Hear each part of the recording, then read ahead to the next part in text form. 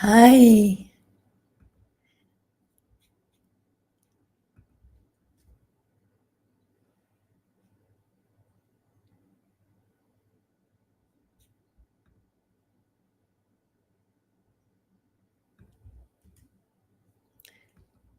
I'm just waiting in for another couple of minutes before getting started.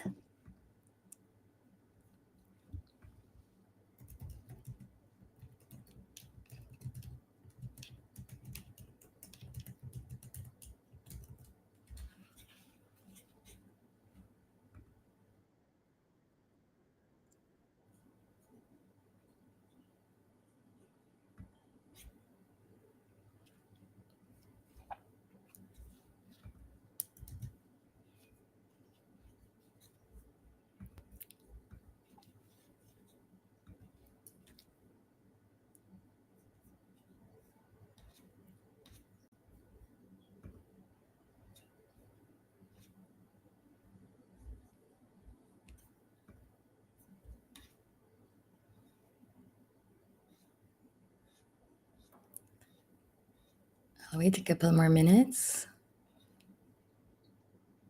After all, it's pretty early, especially if you're in the USA.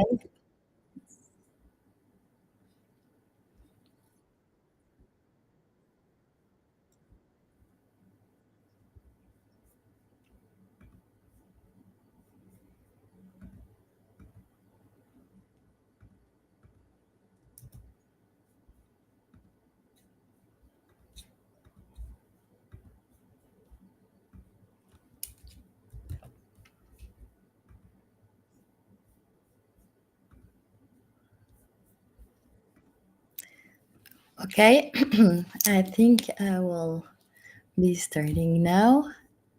Hello, everyone. I'm Lina.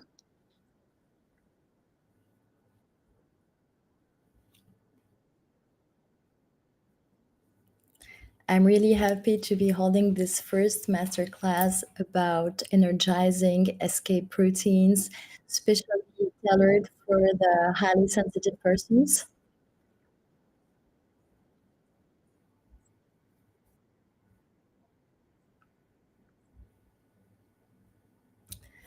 So, without further ado, let's get started. What are we talking about? We're talking about my own set of routines, tips, tricks that help re energize your mind, body, and spirit. I'll be sharing with you guys a presentation so you can see what we're talking about.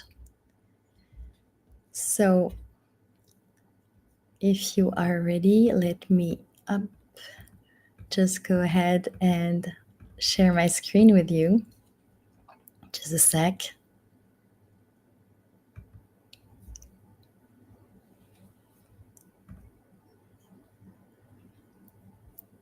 Here it is.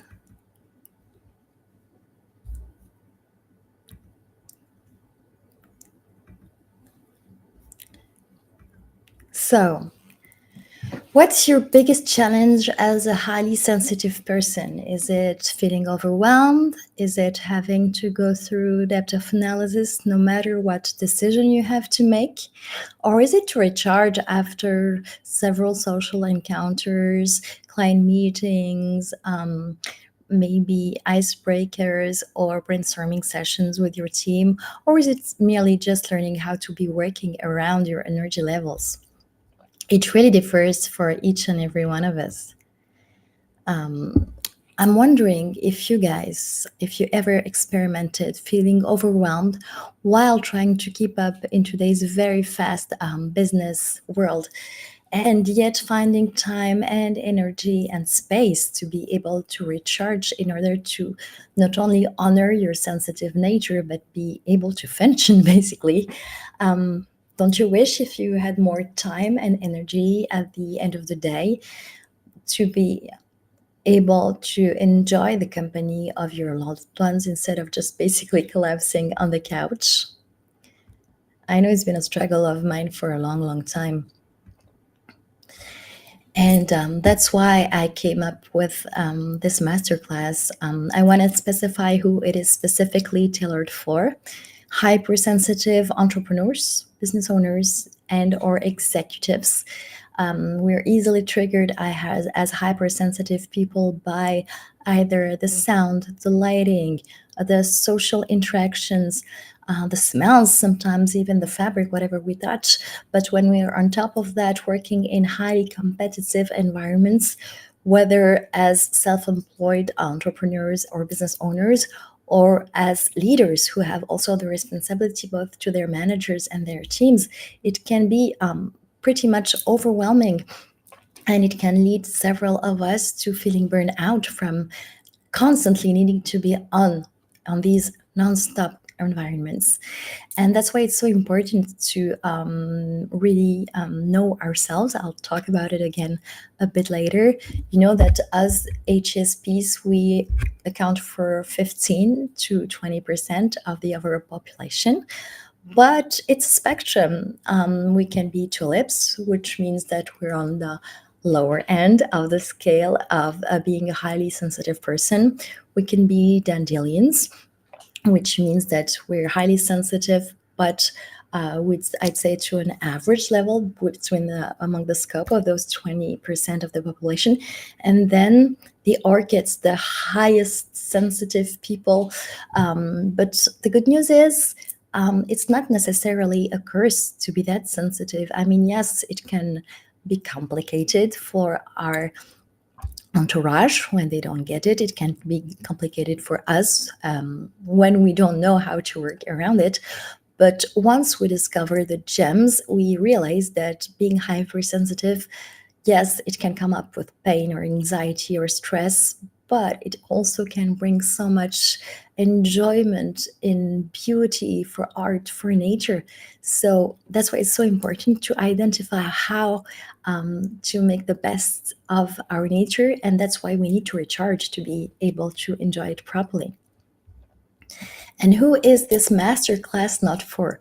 Well, as I said earlier, if you're not sensitive or a hypersensitive person, maybe it will sound a bit too much or basic for you, but or even unnecessary. However, the last studies, even from Slack, have shown that almost half of middle managers in the US in the past couple of years have been reported a lot of stress, constantly navigating for some between bore out and burnout, with a lot of pressure to learn extra soft skills to deal with those burned out employees. So maybe you can pick up a couple of things that will help you work better, hopefully, with your team.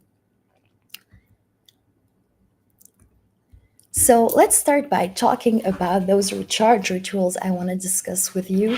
What's the difference? Maybe it's something that you're wondering. What's the difference between a ritual and a break? Well, basically, we take a break when we have to, when we have no other choice, when it's an impulse reaction to feeling extra drained.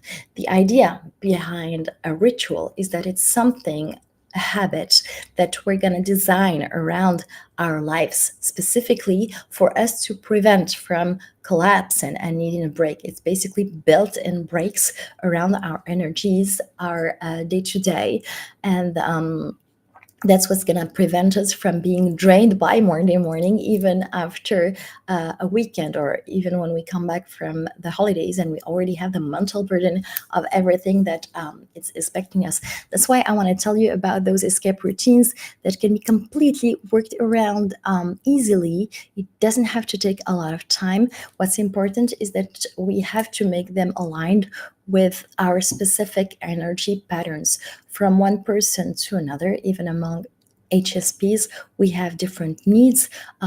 We have different energy levels during the day. So it's important, instead of shoving a morning routine or evening routine, because that's what you read in every self-help book, is to figure out that's most likely to work for you, and not feel any guilt about being flexible and creative about it. Like, for instance, I used to have this huge morning routine that would take me up to a couple of hours, which would require me, when I have client meetings or coaching sessions in the morning, to wake up extra early to be able to have this me time before I get started.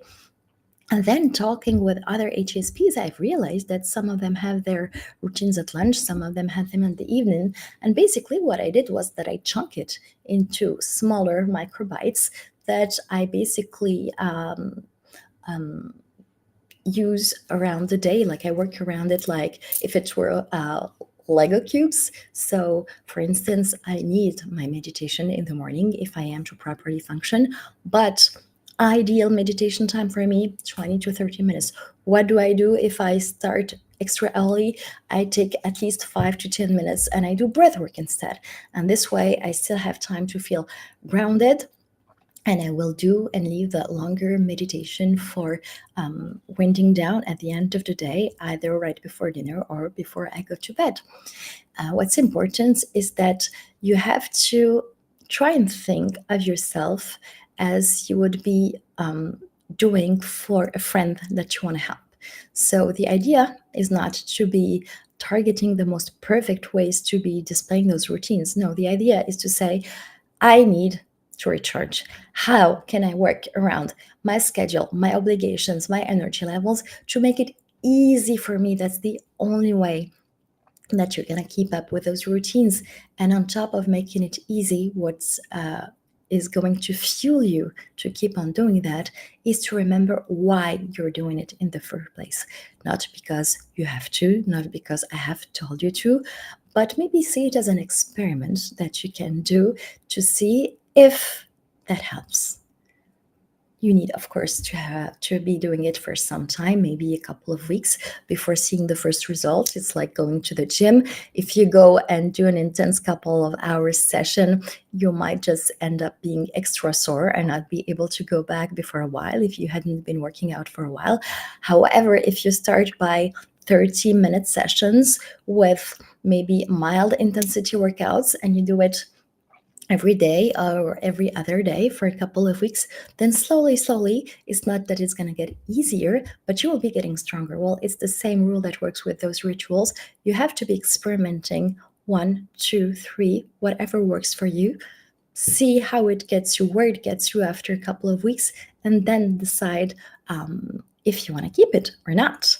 And if you stick around until the end of this masterclass, I will be sharing with you a special bonus, one specific ritual that has been a total game changer for me. So, why would you be listening to me in the first place? Well, first of all, I'm also a highly sensitive person. I happen to also have ADHD, which is why I am so concerned and motivated to learn so much about working around one's energy levels rather than around a calendar. I've been, before realizing I was a highly sensitive person, I was burned out 3 times in over a decade. The first time, I didn't even realize it was a burnout. I thought I was just exhausted. The second time around, the word got out about it. I started reading about it, and I thought I was immune. But during the pandemics, I was working within the startup environment as an executive and also a scrum master with a high savior complex. I wanted to be there for everyone, empathy being one specific traits of us HSPs. I couldn't help myself. I wanted to satisfy my clients. I wanted to take some workload off my colleagues. I wanted to prove to our management that we could still make it work. And I just over exhausted myself and had to take a long leave before realizing that the corporate world was not meant for me and that I would be much more happier and balanced in my daily life as either a freelancer or a solopreneur. But that's like another story. So that's why it's so important for me to battle, to champion the necessity for balancing both a successful career, because I'm an ambitious woman. I want to thrive. I want to succeed. I want to make a difference in the world, or at least in the world that I evolve in. And I want to do it while honoring my hypersensitivity. And that's how I came up to be building this program for fellow HSP overachievers. It took me countless hours of self-studying mindfulness, neuroscience, energy recovery methods, but that's how I discovered what worked and what does not work for me, and it can change over time. And that's why it's really important for me to be sharing those routines and how to be flexible around it with you guys.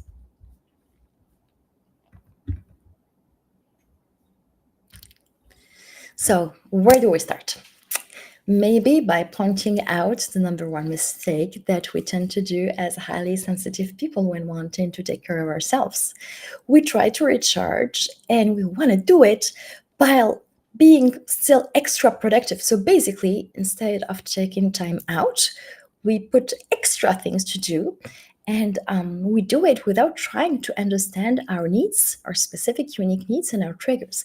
The problem is that without highly personalized routines, without knowing ourselves and our specific triggers and glimmers, it's nearly impossible to efficiently refresh our mind, our body, and spirit. Take, for example, the sleep chronotypes. Some of us are more efficient if they go to bed early. Some of us are more efficient if they go to bed late because they're basically night owls.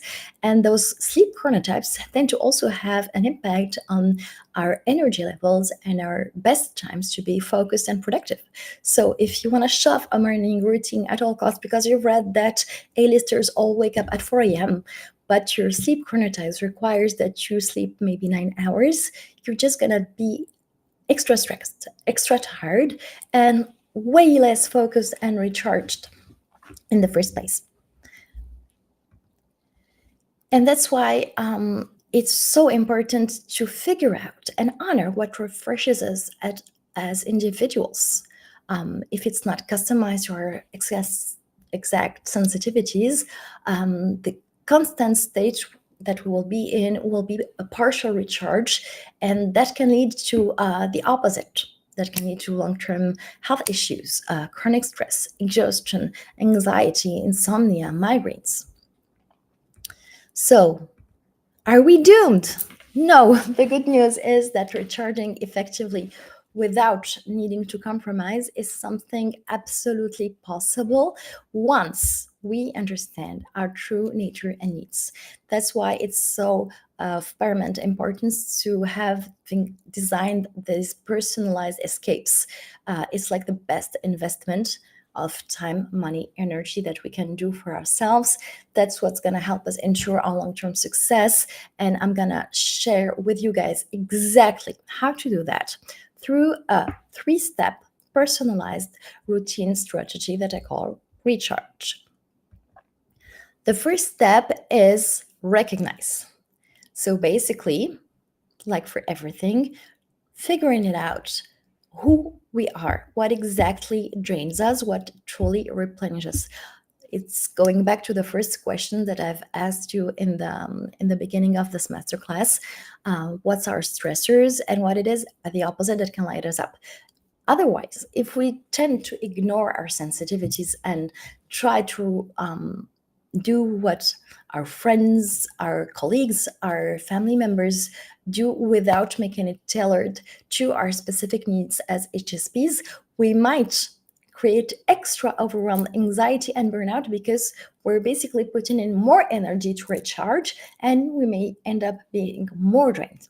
That's why so many of us end up experiencing depression or switching careers despite passion for their work because we don't know what works for us. We don't take the time to figure it out in the first place. For me, it took my third burnout and a twisted ankle and surgery to have to be forced to take a thorough look at what was not working for me and understand that I needed this time out to discover who I was, who I wanted to be, what was my purpose, and then figure out how to get there without killing myself, because that's what burnout can end up doing to our nervous system in the process.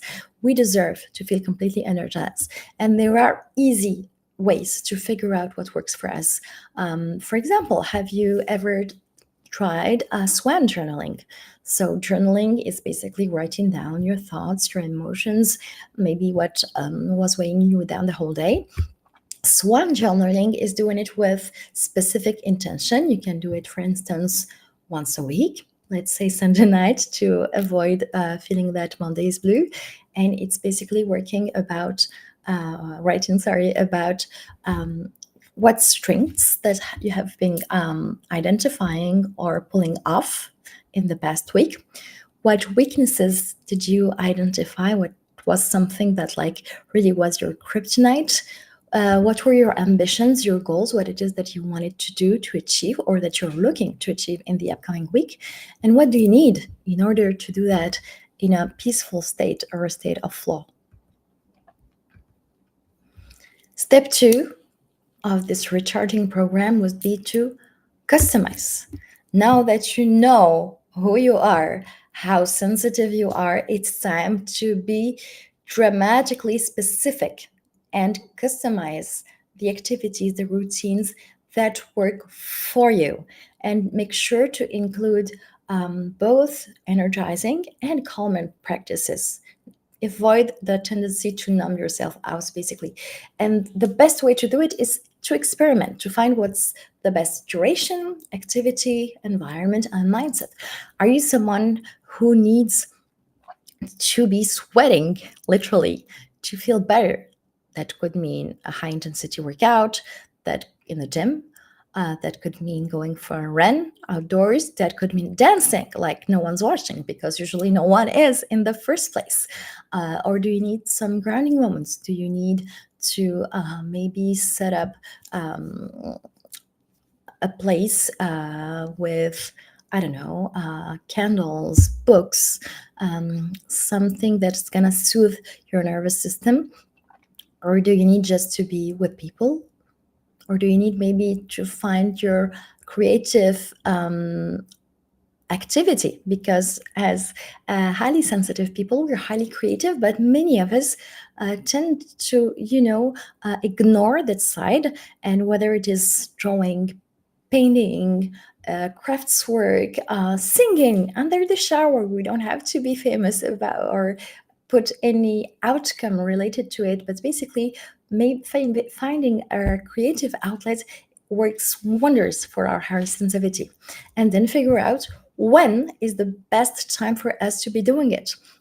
Is it in the morning, first time we wake up before we're solicited by anyone? Is it after a high intensity task or a draining moment? Is it at the end of the day to calm down before going back home? And be really free to be flexible about it. Maybe some days it's better to have your rituals done first thing in the morning before you get out of bed, so you're sure to do it. Maybe some other days you just need to cut your day into and just do it at lunch, or maybe you just have to do it when you feel that it's the right time to do it. And for instance, if you know that you're going to have a possibly stressful meeting, to have 30 minutes blocked in your agenda where you can go for a walk, listen to music, do something that's going to make you feel hopefully better about it. And once you know who you are, you know what works for you, when it works for you, how long it works for you, then it's time to turn this into a habit, a sustainable habit that will allow you to craft it extremely, in an extremely tailored way, and yet efficient to you, without having any excuse to push it out of your calendar. For instance, maybe try, instead of looking for a big ritual to start with, maybe start to committing to something really small, something that will take you maybe 5 minutes a day for starters, a quick version that's going to be a non-negotiable in your calendar, something you will do every day at the same time for a week, just for starters. Then you can be more modular about the time as you take longer to be doing this. And over time, those short habits will completely be something that will be no-brainer for you. Like basically, for me, meditating as I wake up is a non-brainer. But I have set up the perfect environment for it. My phone is on plane mode the whole night. The first thing I do as I wake up is turn off the plane mode, not to check my emails or my social media, but to switch on my favorite guided meditation app and do my meditation. Some days I need up to three meditations if it's been a tough week. They can be short. It can be one for with variety. That's the ADHD brain in me. I need variety. So some days I will have a guided music background meditation, followed by breath work, followed by some mantra chanting, and then after maybe 30 to 40 minutes of doing that, then I will feel perfectly recharged and ready to seize the days. So, my challenge for you is to start practicing those routines this very week. Figure out one step that you want to be doing, and one routine. And I can give you examples if you need some, and then figure it out how to mark it in your calendar and find zero excuse to miss it. And if you do it in the morning, then in the evening, celebrate it. If you do it in the evening, then the next morning, celebrate yourself. High five yourself for sticking with it in the long run.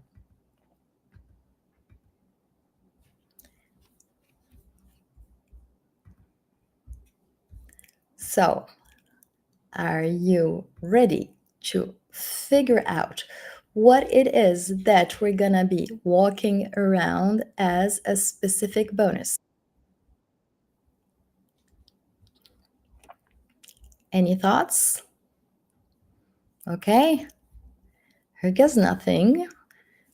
One big game changer for me, the ultimate big changer truly, was breathwork.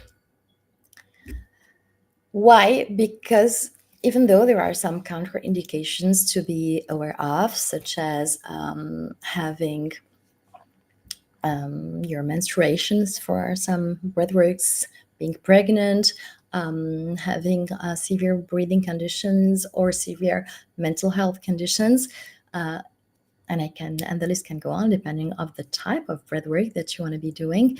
The benefits are truly remarkable. It helps you feel grounded. It can help you recover from insomnia, from headaches. It helps you feel energized. It's really, in my case, the most amazing thing I witnessed and experimented. Witnessed was a friend who went into labor without painkillers after several months of being guided into breathwork and experimented. I went to a collective breathwork, so basically guided session with a group of 12 other people. We were guided for a couple of hours into several techniques of breathwork before having to go into an ice bath. And you know what? I would never have thought that we would pull it out, but we all stayed, all 12 of us, 20 minutes. Yes, 20 freaking minutes in a 5 Celsius water. That's how powerful breathwork can be. So, without further ado, let me start the music and give you a taste of this. So, first of all, I want to invite you to find a comfortable and quiet place where you can sit or lie down. Your call. You can sit on a chair, you can also sit on a cushion, or you can lie on your back with your knees bent, and feel free to put in some cushions or some blankets, basically anything that will help you feel as comfortable as possible. The idea is not to be in pain, the idea is really to relax as much as you can. And now I will start the music and get the session going.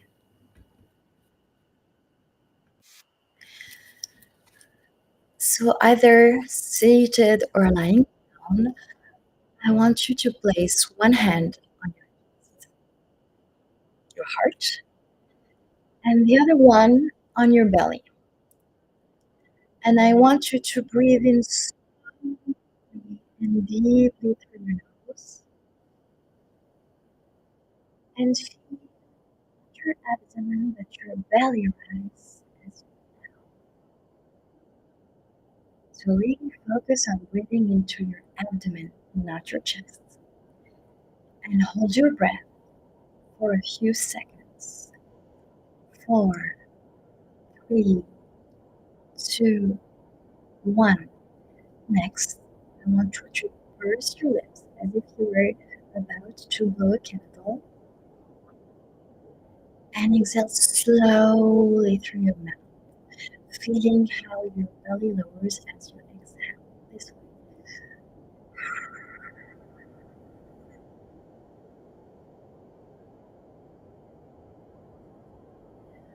Pause for a few seconds before we're taking our next breath.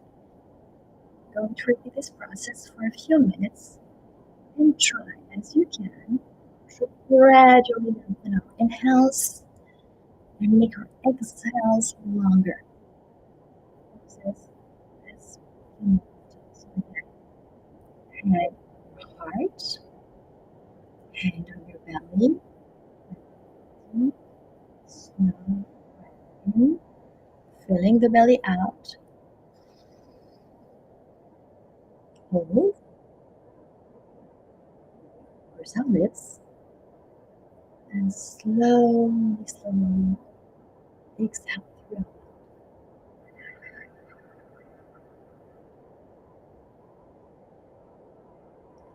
Pause. 4, 3, 2, 1, and here we go again. Deep breath in, hold, and exhale.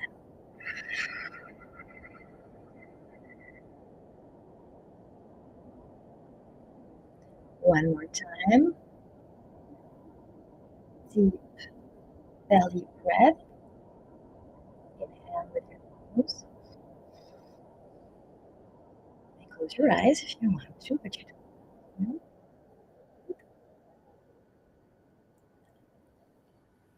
And we breathe out for a last time, pursing our lips.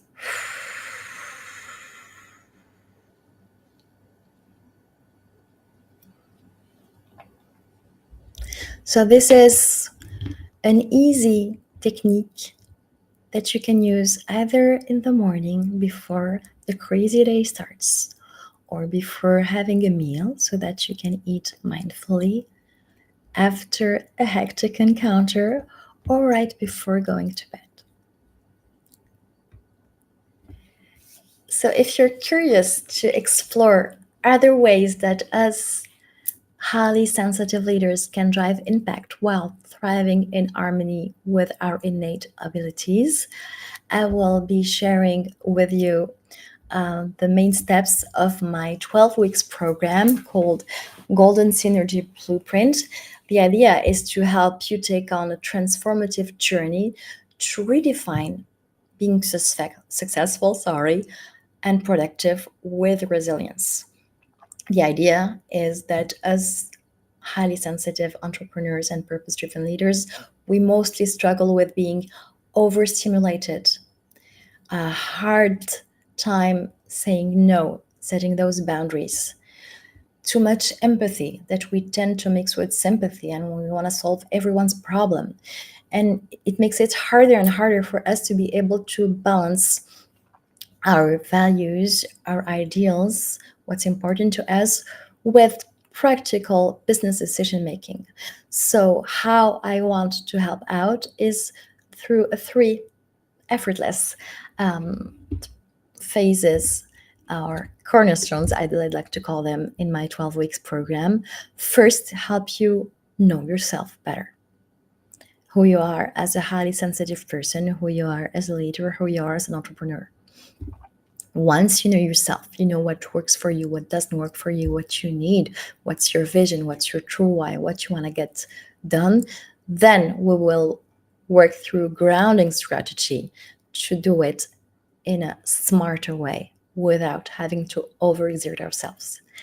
And once we know ourselves, we figure out how to success better without sacrificing our health. Then the third and last part has to do with the main topic of this masterclass, which is how to regenerate sustainably so that we can not only succeed, but we can remain successful, visionaries, trailblazers, while taking care of ourselves. And that's how I want to do it, helping you embrace sensitivity and the inner powers that come with it that I mentioned earlier: high intuition, drive, creativity, passion, empathy, learning practical ways inspired by my experience in project management, agile design thinking, to work smarter instead of harder, and to be able to have an impactful success, a thriving company, a thriving business, where you can lead with intention without having to fear feeling burned out or overexerted. So, 12 weeks program based on my experience from the big corporate world to the startup. It will include one-on-one coaching and some group sessions, because it's important for us fellow HSPs to be able to share our struggles within a safe space, community of people who understand us, because they basically go through the same thing. Improve maybe your leadership skills, your priority management, because we tend to complain about not having enough time, but actually it's mostly about having our priorities straight and figuring it out together, designing together the self-recharging routines that work best for you, accessing to all my resources, my tools. There's a whole program around somatic work, breath work, but also other tools. And the idea is to do it together at your own pace, with both things that you do on your own, what we call doing it for you in the coaching world, and things that we can do together through one-on-one sessions. Any questions?